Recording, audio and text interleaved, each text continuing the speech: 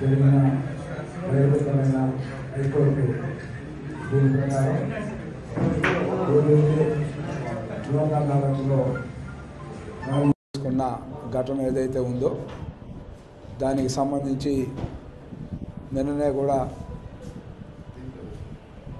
Tirumala Tirupati board సభ్యులు ఇదే press మీట్లో కూడా ఏ విధంగా జరిగింది ఏం జరిగిందని కూడా చెప్పండి. దానిపైన ఈరోజు వివరణిస్తూ కొన్ని కథలు ఉచ్చరించింది. నారా లోకేష్ గురించి కానీ నారా చంద్రబాబు నాయుడు గురించి కానీ మాట్లాడే నైతిక హక్కు లేదన్న వాస్తవాన్ని గ్రహించాలి. ఎందుకంటే ఏదైతే జరిగిన సంఘటనలకు సంబంధించి 15 సంవత్సరాల ముందు జరిగింది, 20 సంవత్సరాల ముందు జరిగింది, మేము దాన్ని బహిర్గతం చేశామనే విధంగా గొప్పలు చెప్పుకుంటాము. గొప్పలు చెప్పుకోవడం కాదు కరుణాకర్ రెడ్డి, వాస్తవాన్ని చెప్పండి. ఏదైతే మీ నోటి నుంచి ఈరోజు 100 కోట్ల రూపాయల ప్రాపర్టీని అతని దగ్గర నుంచి జరిగిన సంఘటనకు సంబంధించి అతని దగ్గర నుంచి స్వామివారికి మేము దాన్ని రిజిస్టర్ చేయించాము ఆస్తులని కూడా చెప్తాను. అదే మేము చెప్తాను, స్వామివారికి 100 కోట్ల ఆస్తి రిజిస్టర్ అయితే మీకు ఎన్ని వేల కోట్ల రూపాయల ఆస్తులు రిజిస్టర్ అయ్యాయో బహిర్గతం చేయమని చెప్తాను అనుకున్నాం.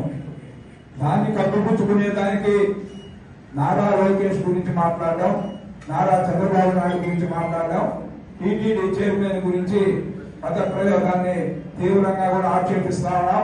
ఇలాంటి ఘటనలో మీరు తిరుపతిలో పదే పదే తిరుపతి యొక్క దీన్ని భక్తి భావంతో ఉండి లక్షలాది భక్తులు వచ్చే తిరుపతి లాంటి పవిత్ర పుణ్యక్షేత్రాన్ని రోజుకో అబద్ధాలు చెప్పి ఏ విధంగా ఎన్డీఏ కూటమి వచ్చిన తర్వాత మీరు పదే దేవుని పేరుతో మీరు అబద్ధాలు వల్లిస్తూ ఉన్నారా? ఎన్డీఏ కూటమికి సంబంధించి మేము వల్లిస్తూ ఉన్నామా? ప్రజలందరూ చూస్తూ ఉన్నారు. నీ యొక్క పరిపాలనలో బహిర్గతమైందని నువ్వే ఒప్పుకుంటా ఉన్నావు. అలాంటి వాస్తవాల్ని మీరు ఎన్ని వేల కోట్ల రూపాయలు అతని దగ్గర నుంచి ఆస్తుల్ని మీ యొక్క బినామీదారులకు రాసిచ్చారో బహిర్గతం చేయమని చెప్తాను. ఈరోజు మీ యొక్క నాటి ముఖ్యమంత్రి జగన్మోహన్ రెడ్డికి ఎన్ని వేల కోట్ల రూపాయలు లక్షల కోట్ల రూపాయల ఆస్తుల్ని దేవుని పేరుతో మీరు 1% ఆస్తి 100 కోట్లు అయితే 99% ఆస్తుల్ని ఎవరి పేరుతో రిజిస్టర్ చేశారో చెప్పమని చెప్తా ఉన్నా. ఈరోజు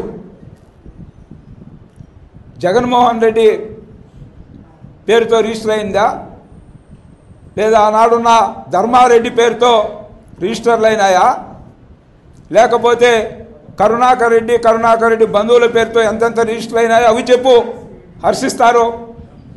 అలా కాకుండా ప్రతి దినము అబద్ధాలని వల్లివేయడమే ధ్యేయంగా పెట్టుకొని మాటల చాణక్యుడు అంటామా, మాటల చాతుర్యంతో ప్రజల్ని మభ్యపెట్టాలని చూసే విధంగా ఈరోజు నువ్వు చేస్తున్న దీన్ని తీవ్రంగా కూడా ఖండిస్తాం. ఇంకా అనేక విషయాలు బయట వస్తాయి.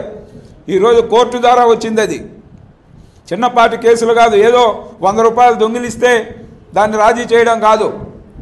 లక్షల కోట్ల రూపాయలకు సంబంధించి దేవుని సొమ్ముని ఖజానాని లూటీ చేసిన ఒక దొంగతో లాలూచి పడి బినామీ పేర్లతో రిజిస్టర్లు చేసుకొని స్వామివారికి ఏదో మేము త్యాగం చేసి ఎవరు అడిగారు మిమ్మల్ని?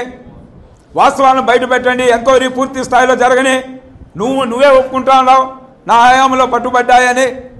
నీ హయాంలో పట్టుబడి ఉంటే వాస్తవాల్ని ఎన్ని సంస్థలు ఉన్నాయి, వాస్తవాలను వెలుగు తీసేదానికి సెంట్రల్ గవర్నమెంట్ కావచ్చు, స్టేట్ గవర్నమెంట్ కావచ్చు, అనేక సంస్థలు ఉన్నాయి. లేదా సిట్టింగ్ జడ్జితో ఎందుకు ఆ రోజు విచారణ చేపట్ల మీరు చెప్పు సమాధానం.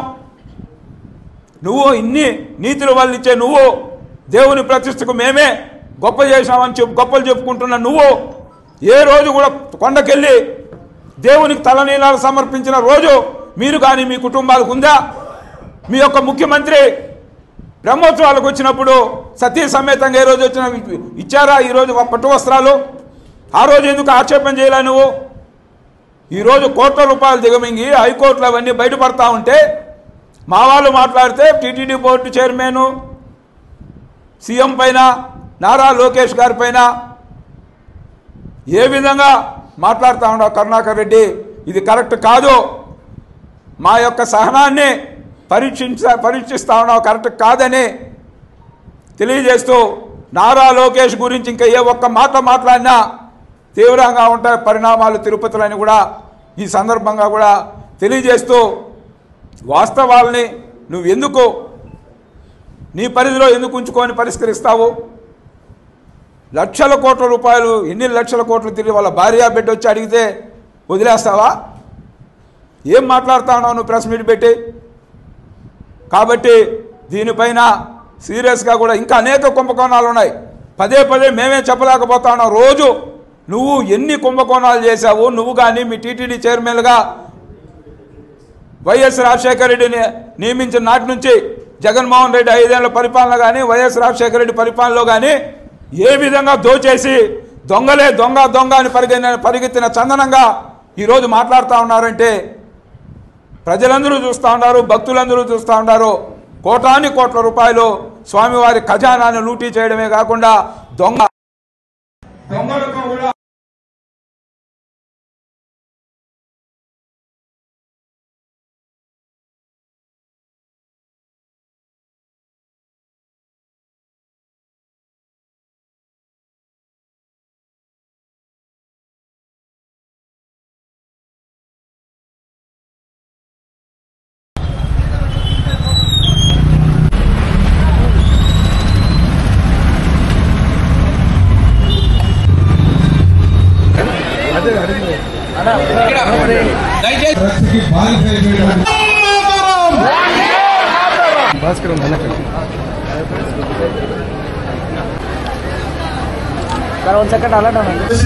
ఉక్కుపాలు మోపుతారని చెప్పి ప్రతిజ్ఞ తీసుకున్నటువంటి ఎస్పీ గారు దాని కార్యక్రమానికి రావడం జరిగింది. ఈ కార్యక్రమం ఆల్రెడీ తిరుపతి నగరంలో ఒక సెపరేట్ డ్రగ్స్ కంట్రోల్ కి ఒక విభాగాన్ని ఏర్పాటు చేయడం జరిగింది. రైల్వే స్టేషన్స్, బస్ స్టాండ్స్ ప్రాంతంలో ప్రత్యేక నిఘాలు ఏర్పాటు చేయడం జరిగింది. కెమెరాస్ ద్వారా, డ్రోన్స్ ద్వారా కూడా వీటన్నింటినీ పరిశీలించడం జరుగుతుంది. ఒక కమాండ్ కంట్రోల్ సిస్టమ్ కంప్లీట్ గా డెడికేట్ చేస్తూ డ్రగ్స్ ని కంట్రోల్ చేయడానికి ఎల్లవేళ 24/7 మా విభాగం పనిచేస్తుంది. దాంతోపాటు మీరందరూ సహకరిస్తే తప్పకుండా డ్రగ్స్ ను పూర్తిగా నిర్మూలించడం అనేది ఒక పెద్ద సమస్య కాదు.